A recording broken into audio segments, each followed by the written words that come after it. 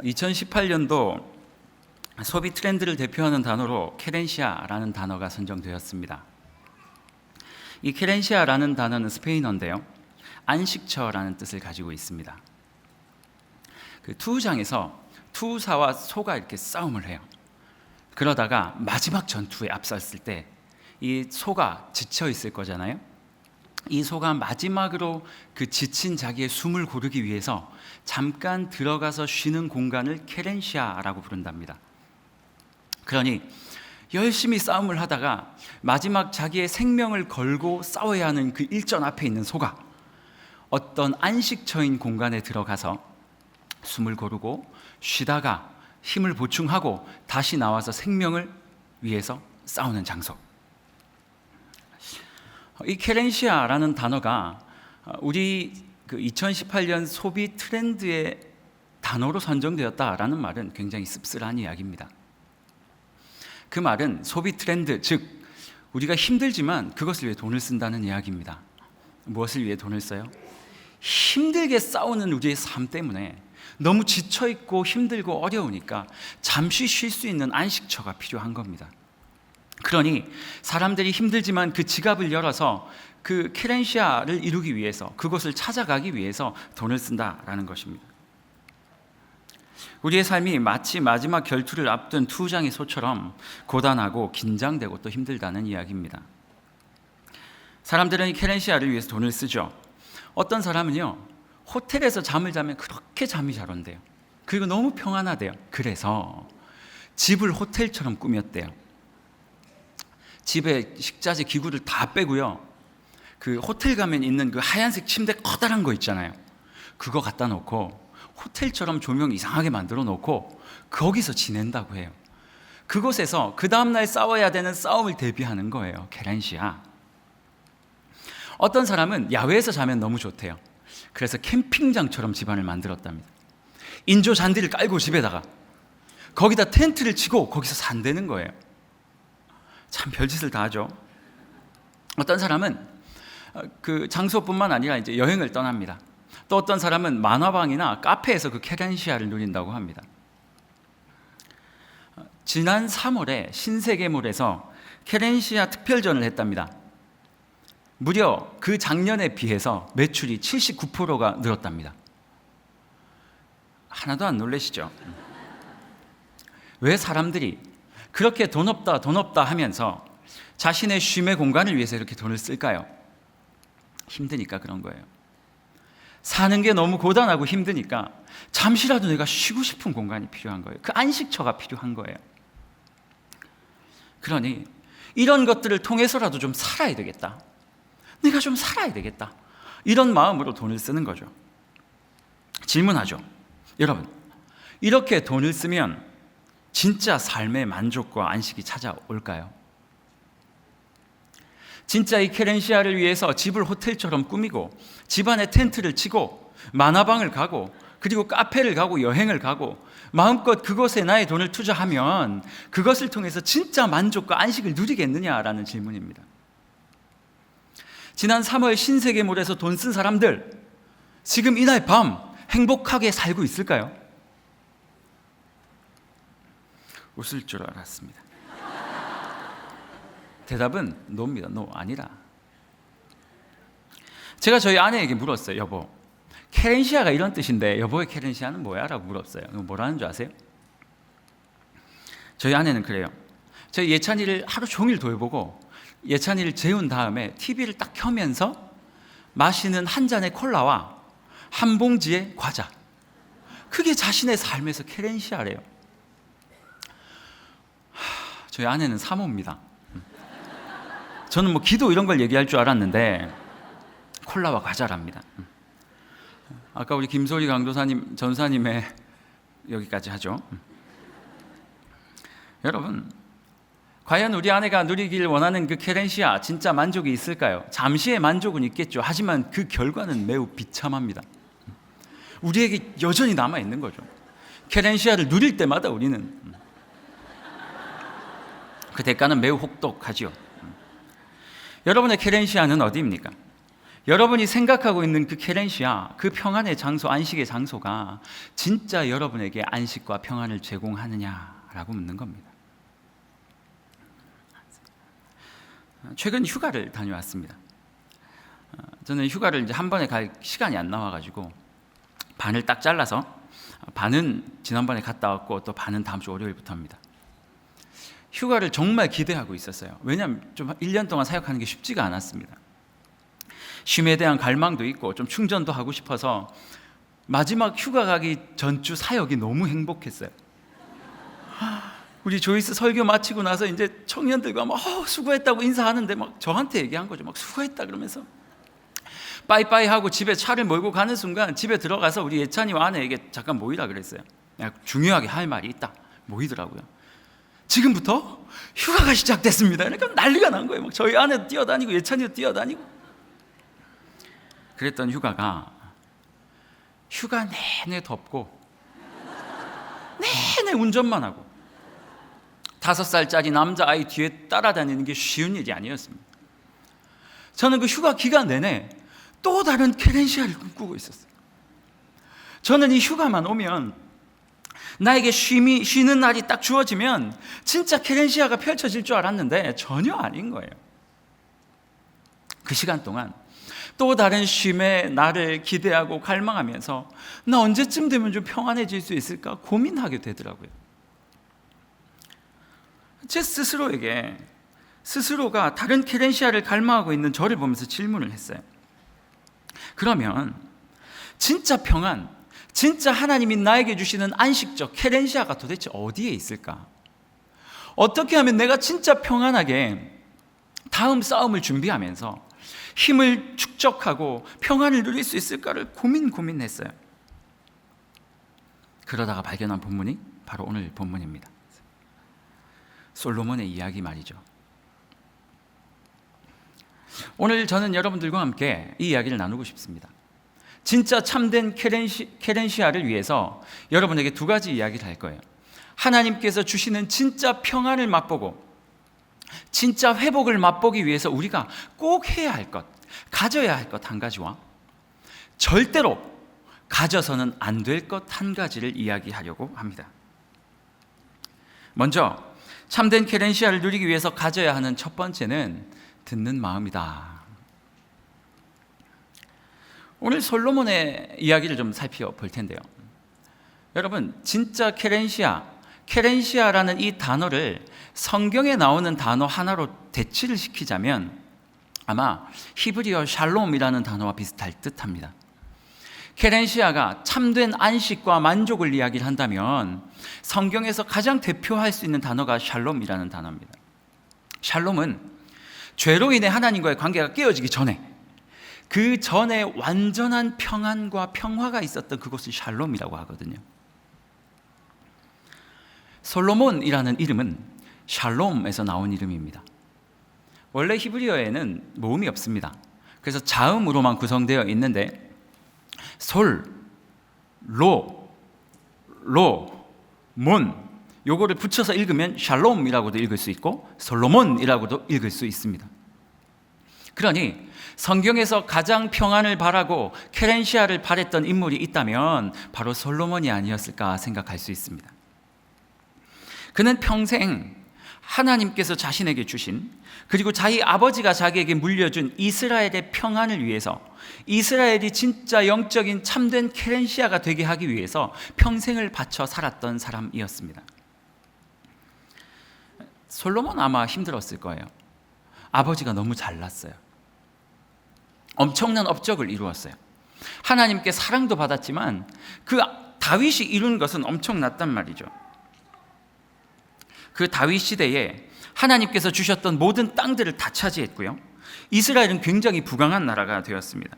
이스라엘의 전 역사에서 가장 평안한 시대를 누렸던 것이 다윗 시대였습니다. 그렇게 살다가 솔로몬이 그 나라의 왕이 되었는데 너무 무서운 거예요.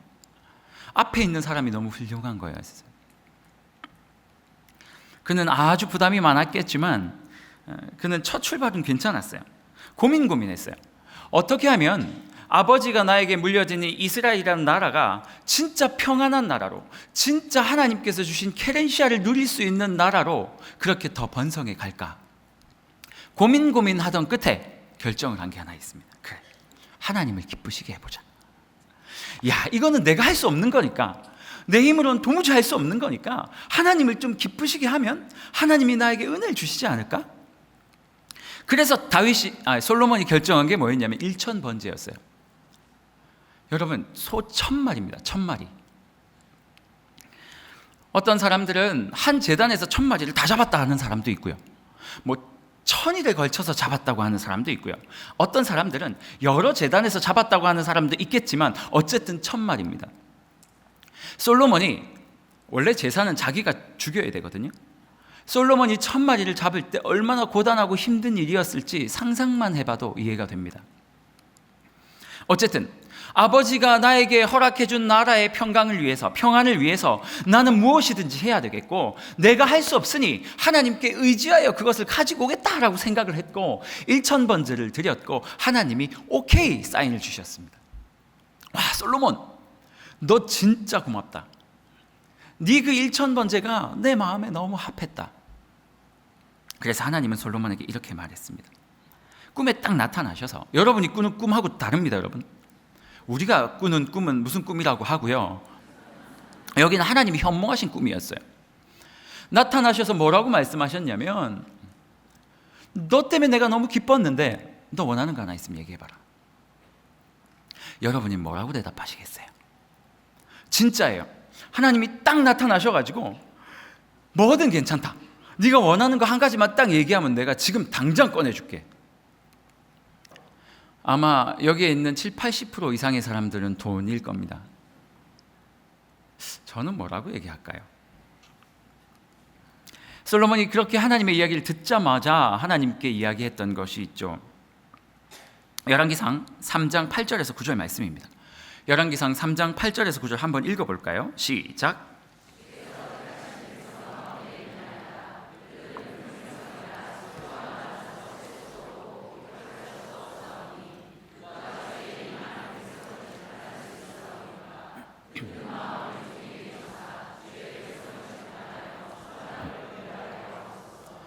솔로몬이 하나님께 요구한 것은 부귀도 생명도 건강도 아니었습니다.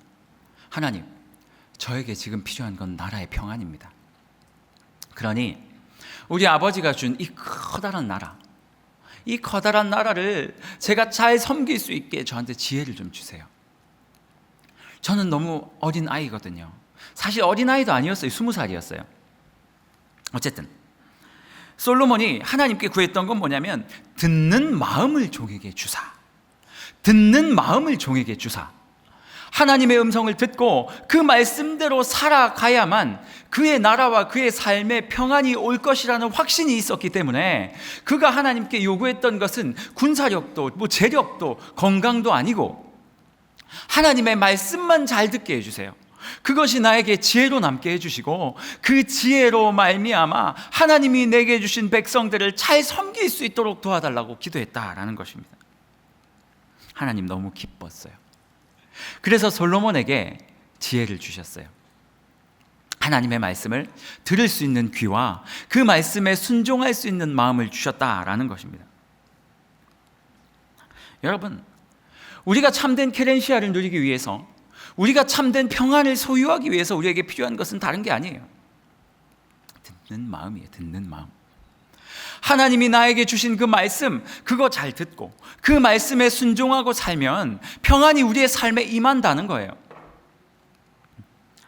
여러분, 이 평안이 하나님께로부터 온다라는 이 사실을 망각하게 되는 순간 우리에게는 악몽이 시작되는 거예요. 하나님이 우리에게 평안을 주시는데 그것을 잊어버리고 자꾸 다른 곳에 가서 평안을 찾기 위해서 기웃기웃하는 거예요. 집을 호텔로 만들어 놓고, 호텔은 치워주는 사람이 있잖아요. 자기가 호텔로 만들어 놓고 마음껏 지내고 그 다음날 오면 여전히 그대로란 말이에요. 그러면 그 시트 다시 걷어가지고 빨고 말리고 다 해야 돼요. 제가 예전에 호텔 한번 들어가 본 적이 있는데 슬리퍼가 있어요. 호텔 가면 놀라지 마세요. 슬리퍼가 있어요. 하얀색. 얼마나 좋아요. 그거 신고 호텔 막 돌아다니는 거예요. 물론 밖은 아니고요. 하지만 우리 집 슬리퍼는 내가 치워야 된단 말이에요. 그래서 만족이 오겠습니까, 여러분? 집을 텐트처럼 만들어 놓는다. 만족이 오겠습니까? 모기나 들어오겠죠. 평안이 하나님으로부터 온다라는 이 대전제를 잃어버리면 그때부터 우리는 방황하기 시작하는 거예요. 착각하시면 안 됩니다. 평안은 내가 쟁취하는 것이 아니라 하나님으로부터 주어지는 것입니다. 쟁취하는 것이 아니라 하나님으로부터 주어지는 것입니다. 평안은 현상이 아닙니다. 내가 무엇을 소유했기 때문에 주어지는 것이 아니라 소유나 환경에 상관없이 하나님이 내 마음에 쑥 넣어주는 것이 평안입니다. 그러니 돈이 많다고 평안함도 아니요, 편안할 수는 있겠죠. 하지만 근본적인 평안은 아닙니다. 평안은, 케렌시아는 하나님의 말씀을 듣는 것에서 시작됩니다. 여러분, 잘 듣는 사람은 미래를 볼 수 있습니다. 솔깃하시죠? 잘 듣는 사람은 미래를 볼 수 있습니다. 혹시 목사님 다음 주 로또 번호를 볼 수 있다는 말씀이신가요? 그거 아닙니다. 잘 듣는 사람은 나의 인생의 결국이 어떤지를 보게 되어 있어요. 내 인생의 결국이 어떤 것을 본 사람은 이 세상을 살아갈 때 평안을 잃어버릴 수가 없죠. 왜? 결과를 아는데요. 대한민국이 독일을 이긴다라는 사실, 요거 알고 축구 보면 누가 불안함으로 떨면서 축구 보겠습니까? 그걸 모르고 봤으니까 새벽에 소리를 지르는 거죠. 우리의 인생의 결론이 정해져 있는데 그것을 아는 사람, 하나님의 말씀을 보고 그 말씀을 통해서 결론을 아는 사람은 두렵고 떨릴 이유가 전혀 없다는 것이죠. 걱정하지 마십시오. 예수 믿으면 우리의 삶에 하나님께서 은혜를 주실 것입니다. 어떻게든 하나님의 손에 붙들린 바 사용될 것이고, 그렇게 살다가 죽으면 천국 갈 것입니다. 앞으로 넘어져서 죽어도 천국 갈 것이고, 뒤로 자빠져서 죽어도 천국 갈 겁니다. 그러니 여러분의 인생에 벌어지는 어려움과 아픔과 슬픔과 고통이 우리의 삶을 잡아먹을 수 없고, 그렇기 때문에 우리는 슬퍼할 필요도, 평안을 잃어버릴 필요도 없다라는 것입니다. 하나님의 음성이 들리는데 두려워하는 것 자체가 더 이상하잖아요. 어느 날 캄캄한 방에서 우리 예찬이를 제가 재웠습니다. 예찬아 자자 하고 불을 껐습니다. 갑자기 이 아이가 울라 그래요. 아빠 무서워요, 아빠 무서워요. 안 보이니까요. 그래서 제가 예찬이에게 그렇게 말했어요. 예찬이는 저희 아들입니다. 예찬이에게 그렇게 말했어요. 예찬아, 아빠 여기 있어, 걱정하지 마. 아빠의 음성을 듣고 아빠에게 안긴 예찬이는 금세 또 장난을 치기 시작하더라고요. 두려움 온데간데 없습니다. 왜요? 아빠가 같이 있다는 걸 알거든요. 아버지의 음성이 들리는데 누가 두려워하겠습니까? 사도행전 12장에 보면 베드로 이야기가 나오죠. 헤롯이라는 사람이 야고보를 죽이니까 유대인들이 너무 기뻐해요. 그래서 베드로도 죽이자 하고 베드로를 잡았어요. 그 다음날 아침에 베드로 죽이려고 간수들에게, 군인들에게 베드로를 붙잡고 있어라. 심지어는 군인들과 베드로가 같이 수갑차고에 같이 자고 있었어요. 그런데 그 이야기를 듣고 교회가 놀라서 기도하기 시작합니다. 교회가 놀라서 기도하니까 하나님께서 그 기도를 듣고 천사를 베드로에게 보내셨어요. 천사가 감방에 들어갔어요. 감옥에 들어갔어요. 베드로가 자고 있는 거예요. 들어야 가자 그랬어요. 베드로가 안 일어나는 거예요. 야, 배 가자. 안 일어나는 거예요. 성경은 뭐라고 말하고 있는 줄 아세요? 천사가 답답해가지고 베드로의 옆구리를 쳐서 이르되 일어나라 이제 좀. 다시 설명합니다. 베드로는 그 다음날 아침에 죽을 목숨이었어요. 그런데 그 전날 밤에 쿨쿨쿨쿨 자고 있었어요. 여러분 같으면 잘 수 있겠습니까? 저는 못 잘 것 같아요. 새벽기도 설교 인도하는 전날만 돼도 잠이 잘 안 와요. 와, 내가 늦게 일어나면 어떻게 하지? 잠이 잘 안 와요. 그래서 어떤 날은 자다가 깨고 1시에 깨고 2시에 깨고 3시에 깨다가 일어나서 오는 날도 있었어요. 베드로는 그 다음날 죽을 사람이었어요. 그런데 꿀꿀 자고 있어요. 왜 잘까요? 어떻게 잘 수 있었을까요? 사도행전 1장 8절에 보면 이렇게 말하고 있습니다. 같이 읽을까요? 시작. 오직 성령이 너희에게 임하시면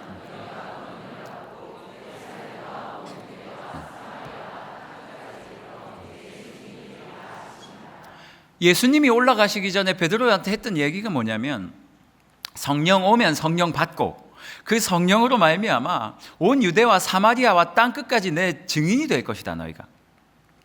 베드로는 그래서 알았어요. 아, 내가 하나님 앞에 증인이 되는 것으로 부름을 받았구나. 그런데 12장, 아직 하나님께서 말씀하신 그 일을 감당하기 전이에요. 베드로가 죽기에는 너무 일러요. 자기도 알았을 거예요. 지금은 갈 수가 없다.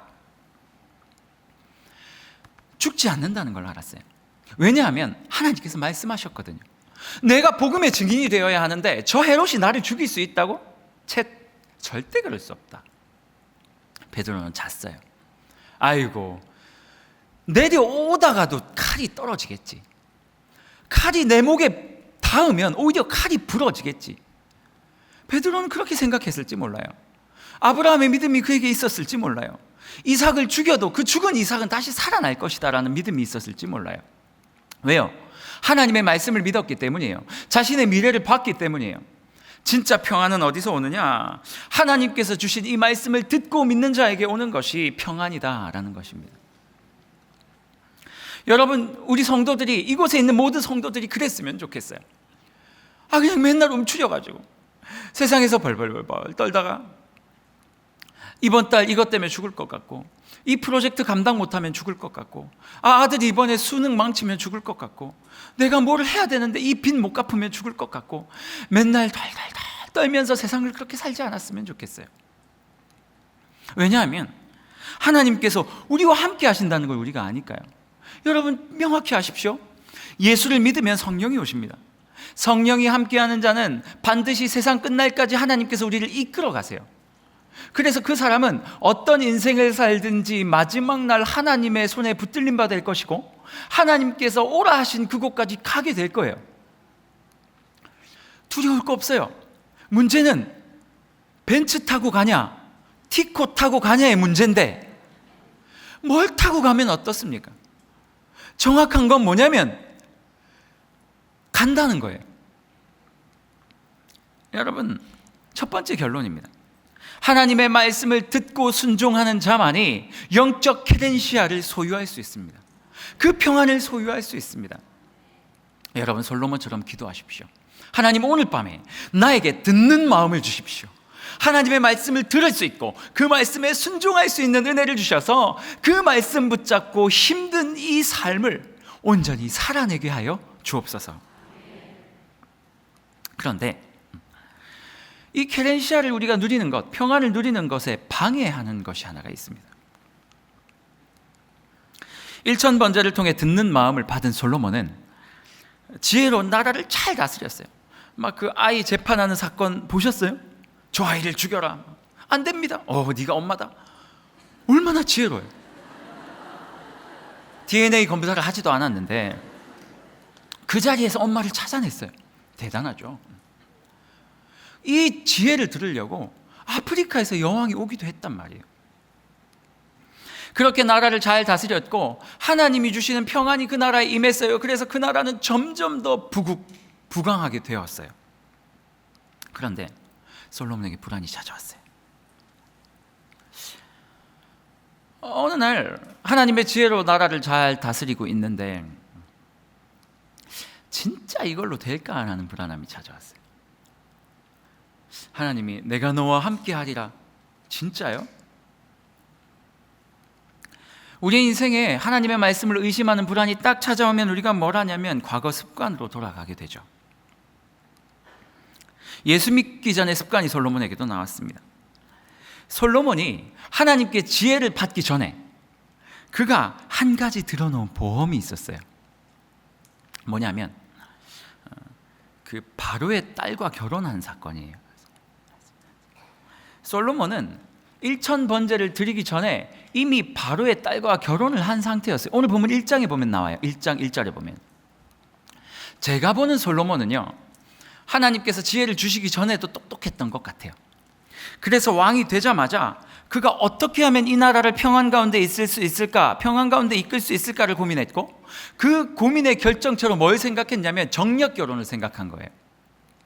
강대국들과 결혼을 해가지고 나라를 평안하고 안정하게 만들어 가자. 그래서 바로의 딸과 결혼을 했고 하나님의 평안을 그 방법으로 누리려고 했다라는 거예요. 그런데 1점 번제를 드리자마자 알았어요. 아, 평안은 하나님께로 오는 거구나. 그럼 어떻게 해야 됩니까, 여러분? 부인, 미안하게 됐어. 돌아가시오. 매정하게 들릴지는 모르지만 이스라엘 나라의 평안을 위해서 하나님께 손뻗기 전에 솔로몬은 이 나라의 평안을 위해서 자기의 지혜와 자기의 손으로 바로의 딸과 결혼을 했단 말이에요. 그러면 하나님께서 말씀을 주셨으면 과거에 자기가 잘못했던 이 죄악의 씨앗을 뽑아내고 많은 지참금과 사죄를 한 다음에 바로의 딸을 돌려보내야만 했습니다. 그런데 그게 안 되는 거예요. 갈등이 생긴 거예요. 진짜 그럴까? 진짜 하나님이 나에게 평안을 줄 수 있을까? 어느 정도는 믿을 수 있을 것 같아. 그런데 굳이 이미 내가 들어놓은 보험까지 해약할 필요가 있을까? 결론적으로 솔로몬 실패했습니다. 겉으로는 말씀을 따라 사는 것처럼 했지만 결국 그가 가지고 있었던 그 보험을 해지하지 못한 것이죠. 그의 마음에 내가 할 수 있는 평안 요만큼 남겨놓고 하나님이 들어주시면 땡큐, 하나님이 안 하시면 요거 먹고 살면 된다. 주면 고맙고 안 줘도 된다.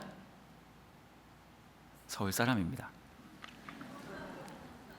주면 감사하지만 안 줘도 살 궁리를 다 해놓고 그렇게 하나님이 주시는 케렌시아를 얻으려고 애쓰며 살았다라는 것입니다. 믿음이 좋을 때는 말씀대로 살면서 평안을 누렸어요. 그런데 믿음이 조금 떨어지면 다시 내 손으로 평안을 막 쟁취하려고 하는 거예요. 온갖 세상의 방법을 다 동원하고 말이죠. 솔로몬이 젊고 힘이 있을 때는 괜찮았습니다. 그런데 그가 젊고 힘이 있을 때는 하나님의 의지해가지고 막 성전도 짓고 왕궁도 짓고 하면서 많은 일들을 해나갔어요. 그런데 그가 교만에 빠지고 믿음이 약해지기 시작하면서 모든 일이 다 틀어지기 시작한 거예요. 자신이 보험으로 드러났던 그것들이 자신의 삶을 막 잡아먹기 시작했어요. 열왕기 10장 11장에 보면 이렇게 말하고 있어요. 11장 1절 한번 볼까요? 같이 읽습니다. 시작.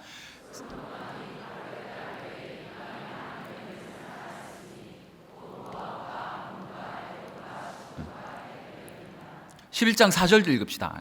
11장 4절 시작.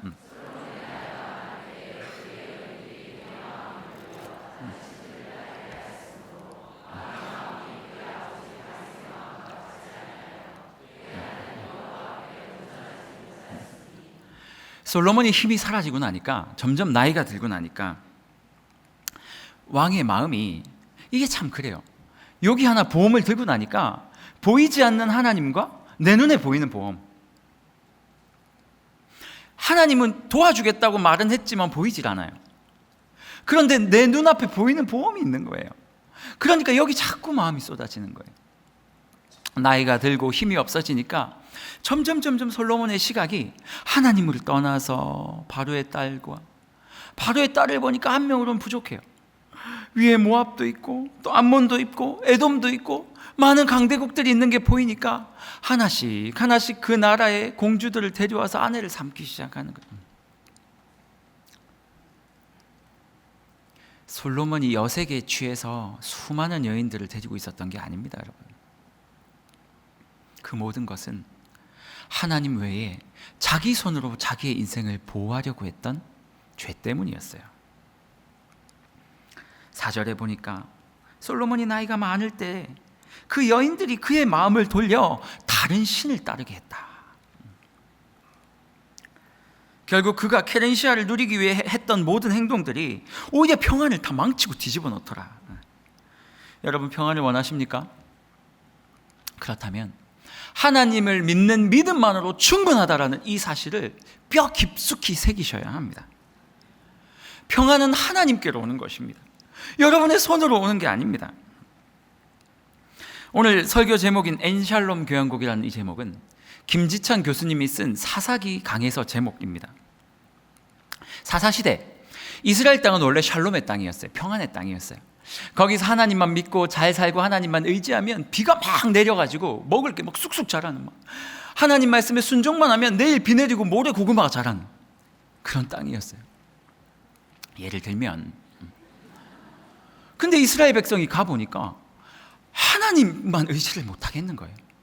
농사 짓는 곳이니까. 그 땅의 사람들에게 농사 어떻게 짓냐고 물어보니까 바알이 비를 내려주니까 바알신에게 가야 된다 이야기를 하고 막 이러니까 귀가 얇아져가지고 하나님도 믿고 바알도 믿고 이러면서 하나님 앞에 죄를 짓기 시작했다는 거예요. 그러니까 샬롬의 땅인데 그 안에서 엔샬롬, 샬롬이 없다라는 뜻이거든요. 샬롬의 땅에서 엔샬롬을 사는 거예요. 예수 믿으면서 평안 없이 사는 거예요. 말도 안 되는 일인데 그렇게 살아가고 있는 거예요. 하나님 잘 섬기면 당연히 샬롬이 옵니다, 여러분. 평안이 와요. 그런데 돈이 자기를 구하는 줄 알고, 세상이 사람과의 관계가 인정받는 것이 자기를 구하는 것인 줄 알고 엉뚱한 곳에서 평안을 구하다 보니까 하나님이 샬롬을 거두어 가셨다. 예레미야 2장 13절에 이렇게 말하고 있습니다. 내 백성이 두 가지 악을 행하였는데 그 첫 번째 악이 뭐냐면 생수의 근원된 나를 버린 것과 두 번째가 뭐냐면 스스로 웅덩이를 판 것인데 그 웅덩이는 물을 가두지 못하는 웅덩이다. 너희가 나한테 뭐 죄 지었는 줄 아니?